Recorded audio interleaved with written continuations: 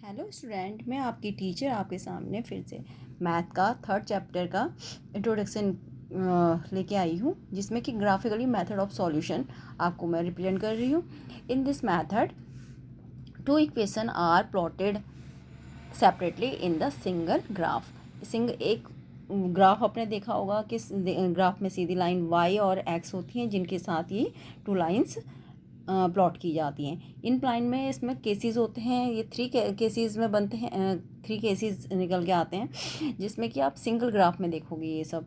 तो इसमें लाइन 1 और लाइन 2 अगर हम प्लॉट करते हैं, तो अगर ये लाइनें एक दूसरे को इंटरसेक्ट करती हैं तो ये इंटरसेक्टिंग लाइन कहलाती हैं। जैसे कि आप देख रहे हैं यहाँ पर लाइन 1 एंड लाइन 2, और जो जहाँ पे ये इंटरसेक्ट कर रही है वो इसका सॉल्यूशन होता है x और y। ये सॉल्यूशन है इसका। नेक्स्ट केस है, ये फर्स्ट केस है, एंड सेकंड केस में आपका देखेंगे टू लाइन जो है L और L1 एंड L2, ये एक साथ साथ चलती हैं बट एक दूसरे को इंटरसेक्ट नहीं करती, इसे पैरेलल लाइन बोलते हैं। इसमें पैरेलल लाइन होती है।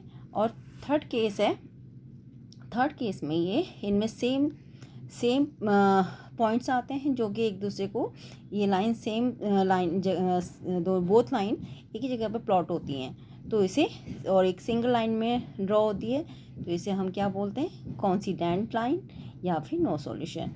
इसमें इसमें इस तरह से Q एंड R आपको Q में x1 y1 और R में x2 y2, इस तरह से 2 पॉइंट्स आ सकते हैं, जिन्हें हम बोलते हैं infinity set of solution, sum of which are Q x1 y1 and R x2 y2।